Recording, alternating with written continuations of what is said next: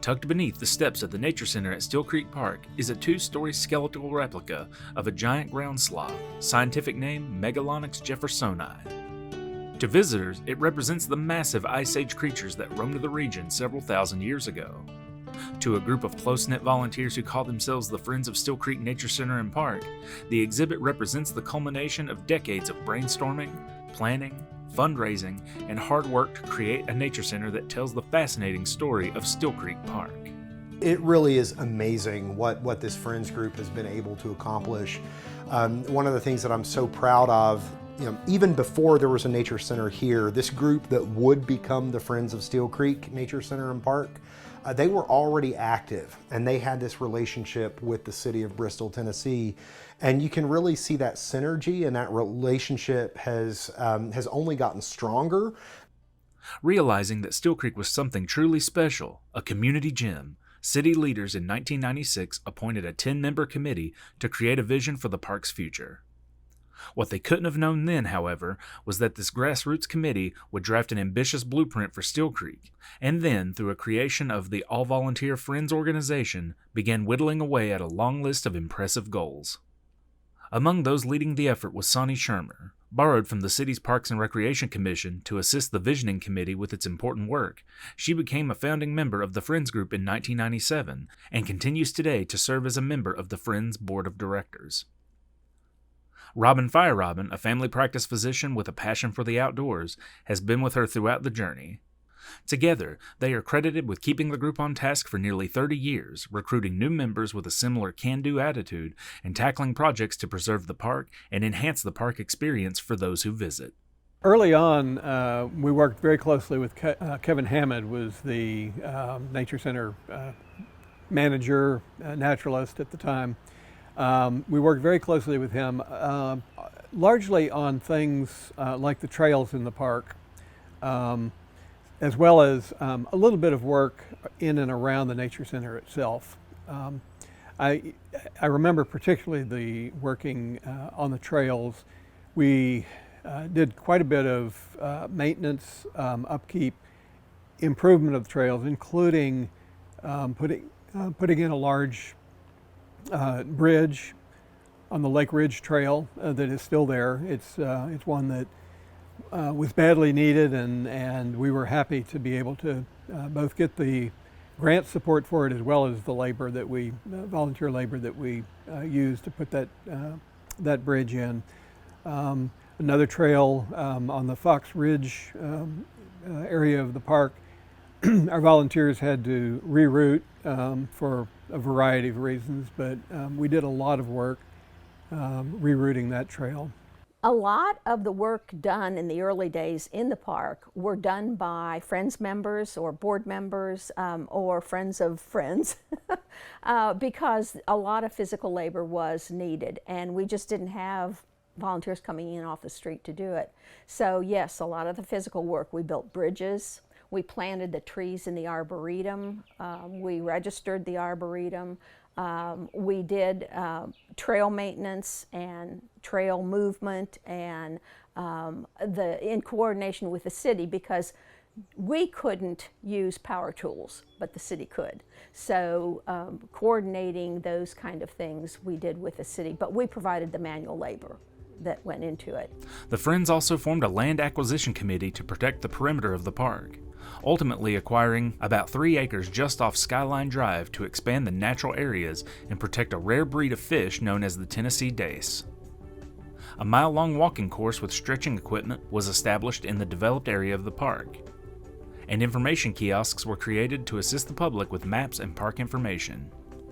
While those projects were underway, the Friends filed the legal documents necessary to gain nonprofit status, established mission and vision statements, and drafted bylaws to guide future efforts. Meetings were held on the upper level of the 3,000 square foot nature center overlooking the lake, while the public explored exhibits on the ground floor. When you walked in, it was fairly dark, mostly aquariums with critters. There were a lot of items that had been collected from the park that people could touch and see and feel, kids. There was a corner for books and things like that, and they had programs in there, but it was not a very educationally conducive scene. So one of the first things that we talked about was expanding the Nature Center. The Nature Center that had been a wish list item for the community for nearly 20 years had only recently been completed. The idea lingered for more than a decade, tabled during tough financial times when other city projects took priority, then re-emerged when the economy improved. And so the idea of expansion has always been there, and friends have always pushed it. And like I said, they at one point decided that they would do the expansion, and they got a design and they got all the information, and then the economy tanked and the money disappeared and we just couldn't do it. 10 years later, we're in a much better position. We have a very cooperative city council, park and recs department. Everything fell in line, and it was not difficult to convince everybody. And one of the things, with the expanded Nature Center, that I guess that conversation started in 2015, 2016, was the city issued a bond to build the building itself. And that was it. It was the four walls and the roof. And the city came to the Friends and said, if we give the building, can you outfit it with the exhibits? And the Friends said, absolutely. With an agreement in place, Nature Center manager Jeremy Stout and then Parks and Recreation Director Terry Napier began drafting a rough design of the expanded Nature Center to reflect the park itself, filled with educational exhibits about the native species deep within Steele Creek, and all centered around an aquarium that represents the park's 52-acre lake. And in regards to the storytelling and the philosophical angles that the Nature Center employs, that really didn't take any twisting of their arms. I think they all understood what a gem that we have here in the 2,200 plus acre Steele Creek Park, but also the Southern Appalachians as a whole, of which we are a part. And so I think that they understood right away that this very much needs to be a park and regional nature center. And as much as I may love crocodiles or hippopotamuses or things like that, those are things that don't have an immediate place in our exhibits. Enter Ed Hackley, a Bristol native who has designed museum exhibits and hands-on experiences around the world. He graciously agreed to share his expertise. With the building expansion underway and a vision for the interior space, the Friends began raising money to uphold their end of the bargain. We were definitely scared. We were definitely apprehensive. We were definitely at a loss of how to do it, because none of the Friends anyway, had ever approached a project of this size or raising that amount of money. And unfortunately, or fortunately, I'm not sure about this part, Fire Robin and myself were made co-chairs of the fundraising committee, and we were it. We brainstormed, we did everything we could to try and figure out. Neither one of us had ever raised funds for anything else. I mean, we had raised funds for Friends, but small amounts, nothing like this. So it was a learning experience for both of us. And both of us are kind of quiet, shy people. We are not outgoing where, we're going to jump in and say, hey, can you give us money, So it was hard in the beginning, I think, until we got a couple of big names on board. Using a pay-as-you-go philosophy, the Friends ordered each exhibit only after the money had been secured. The public got its first look at the expanded Nature Center in October 2017, but it would take another 6 years for the project to be complete. We never started any of the exhibits, without the funds in hand. We always fundraised, got the money, told Ed to go ahead with the next one. Ed was so good about that. Usually he would go in and do an exhibit, and he would do the whole thing and get paid, and that was it. And it would be a one-time thing. This project was one that we had 6 exhibits that we had enough money to do at the very beginning, and so we did those 6. The rest of the 11 came whenever we had the money. So over a 5 or 6 year period, Ed did what he had to do to help us get the exhibits constructed and do all that. In the meantime, Robin and I were out busy approaching businesses, groups, individuals, whoever we could think of to get the money. And the people, the citizens of Bristol were just amazing. We were able to raise over $500,000 to do the exhibits in the new Nature Center locally. The giant ground sloth exhibit was the final exhibit to be installed, amazing the public when it was unveiled in September of 2023, representing a major milestone for the Friends. He was the last one because the skeleton was so expensive. It was a $30,000 skeleton, and that's not counting the rest of the exhibit that went with him. So we kept him for the very last one, and also because he was such a big deal. And so we worked with Ed and found people who made the skeleton. We had problems getting one in the beginning, so it was delayed. So the last exhibit was probably the hardest one that we had to do. We had all the money, we just had problems with supplies and the people coming in to do it and all of that. Finally getting it done though, when we had the open house and everybody came and saw it and were so wowed by it. The Nature Center exhibits, as incredible as they are just one chapter in the Friends story. The group has also been instrumental in raising funds to create the classroom now used for educational workshops, to sponsor programs and activities, and to create a series of natural areas, outdoor laboratories, throughout the park. For example, a nearby apiary provides a fascinating look at honeybees, and the gardens surrounding the Nature Center provide a look at native plant species and their relationship with the park's insects. We have two gardens that are our sort of primary educational gardens at this point. One is the pollinator garden, which is right here behind me.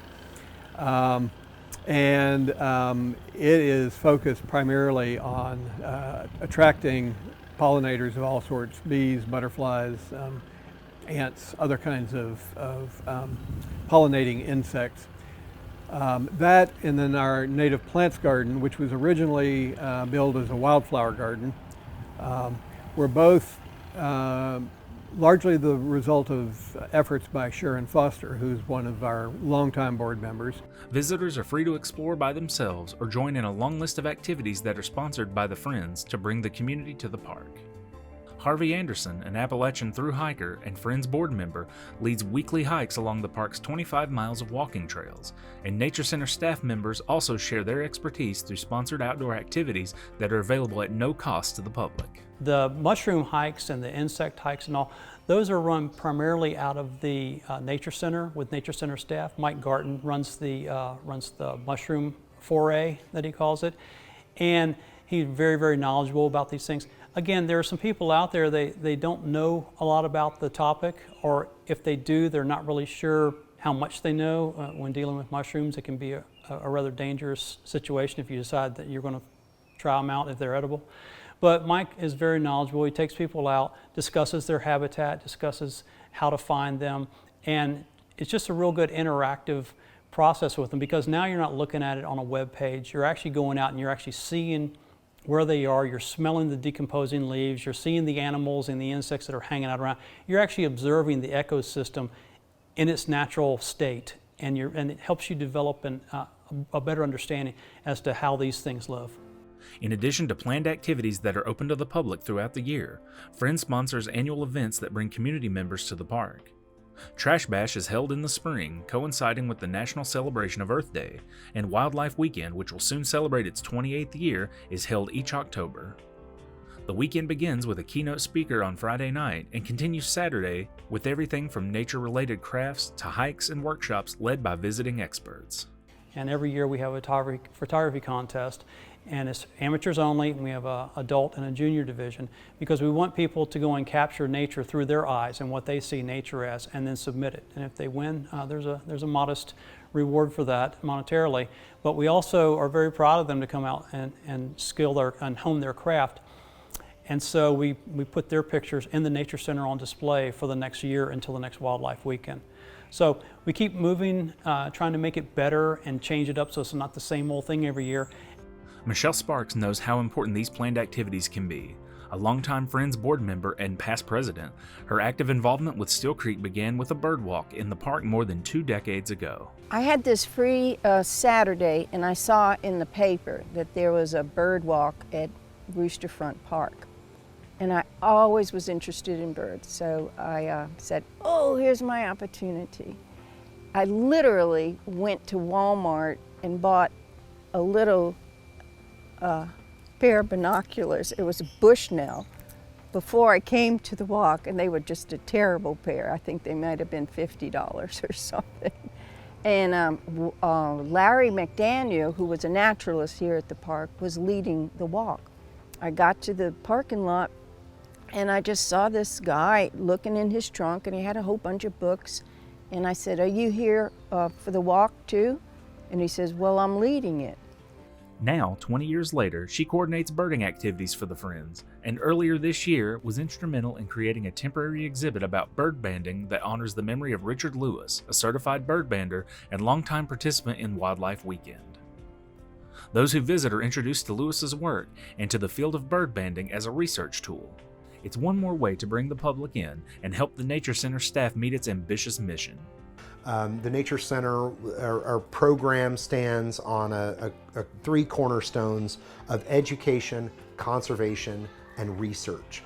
And you can find the Friends' input and their mark on all 3 of those core functions that we do. Our programming, our exhibits, they are largely responsible for that. The research that occurs in the collections and the publications, they help us cover the costs of page charges, or they procure these scientific collections cabinets. And then of course conservation, taking care of what we have so that future generations can enjoy that. They are some of our foremost players in conserving what the park has to offer. Moving forward, the Friends will continue to offer research grants for students and scientists interested in studying the park's inhabitants, offer programs for nature enthusiasts of all ages, provide scholarships for nature camps, purchase books and other educational materials, tend to the gardens and walking trails, and work closely with the city and Nature Center staff to plan their next project. This is a group that really never stops moving forward. And even before we have wrapped up and put a nice little bow on a current project, they are already looking at, well, what's phase 2? What's next year? What's 5 years? What's 10 years? And sometimes that can be really exerting. That can be downright exhausting sometimes. But boy, I'm so thankful that there are folks that are doing exactly that. Friends of Steele Creek Nature Center and Park actively recruits new members throughout the year and invites individuals and families to join by paying a nominal membership fee that supports ongoing projects and park enhancement efforts. Information is available online at friendsofsteelcreek.org or by calling the Nature Center at 423-989-5616.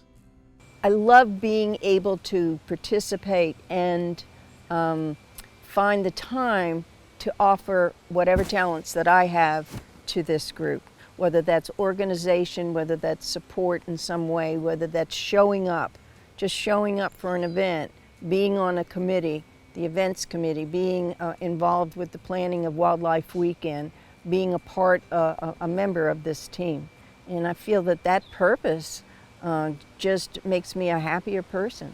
One of the particularly rewarding things to me as a longtime board member is the very close relationship that we've had with not just the Nature Center, because the staff here obviously appreciates our support, but with the city. And the fact that we have been able to accomplish so much, not completely independently, but because of the fact that the city has an interest in furthering the Nature Center and the park. So that to me is probably the most important aspect of our relationship, is that it's a good one, it's a strong one, and look forward to many more years of working closely with the Nature Center and the city. So a lot of people can come to the main park itself and get everything they want out of recreation. But for the ones that want to go off the beaten path a little more and really take a deep dive into nature, we have folks at mountain bike, we have folks at trail run, we have folks at hike. There are some folks that just go out bird watching and they go deep into the area. I think it's not so much a matter of how do we get people to get back into the knobs and knolls. It's just, we just want to make sure that the people that do want to get back there, that it's available to them. I can buy a swing set anywhere. I can't buy a 100-year-old oak tree. We can't replicate this. What we have here is what we have, and we have to preserve it because this is all we got. We can never replace it. This is probably one of the proudest, other than my boys, this is probably one of the proudest things that I've done, that I feel like I've done and contributed to. In the beginning, it was just a labor of love. I just, whatever needed to be done, we did. And we just took each step at a time, and it's funny how the years fly by. You don't realize, when you're doing things like that, you don't think about the future and what you're going to think about when you look back. But now that I'm looking back, I'm seeing that we actually did a lot. We actually accomplished a lot. A few dedicated people really made a big difference here at the park, and for the city. I mean, this is a gift. The park, the nature center, to live in an area where you've got that available. It's really a gift, and I feel very proud of the fact that I was a small part of it.